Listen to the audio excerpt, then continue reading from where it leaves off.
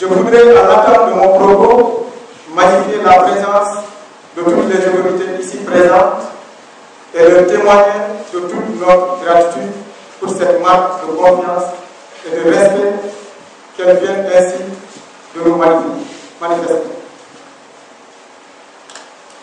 Mais comment serait-il en être autrement si l'on connaît l'importance de la cérémonie qui nous réunit ce matin dans le processus de planification et de sécurisation de cette partie nord du département de Bignona, affectée comme bon nombre d'autres localités de la Casamance par la présence des mines.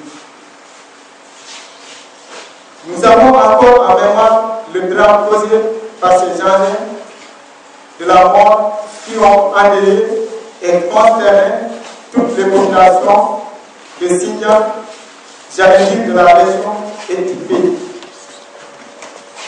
C'est l'occasion pour nous de renouveler notre condoléance attristée à toutes les familles éplorées, à toute la communauté de la zone Sindian et à tous les membres et parents des victimes de l'île du Sénégal.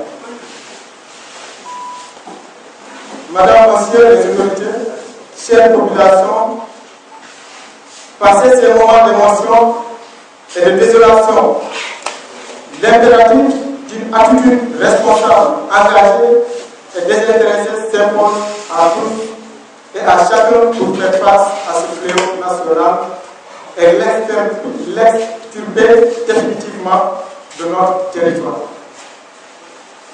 C'est en cela que l'Association sénégalaise des victimes de l'île, depuis des lustres, et c'est en cela également que nous magnifions l'accompagnement résolu et décisif des partenaires stratégiques que sont entre autres l'UNICEF, Handicap International, le CNAPS, l'inspection d'académie, les GIASOR, les IF de Bignona 1, Bignona 2, le COBI, le CICR, ICPM, etc.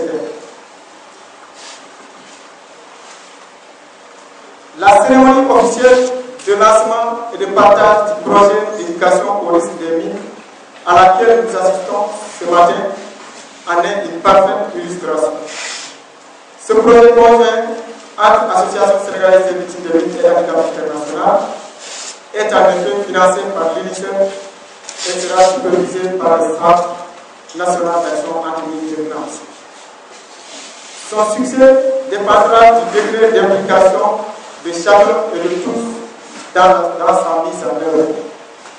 C'est pourquoi nous vous invitons vivement, chères autorités, chères populations, à ne ménager aucun effort pour la réussite de cette mission qui nous est commune. C'est le message que l'ASN, par ma voix, voulait porter à votre attention. Je vous remercie de votre aimable attention et de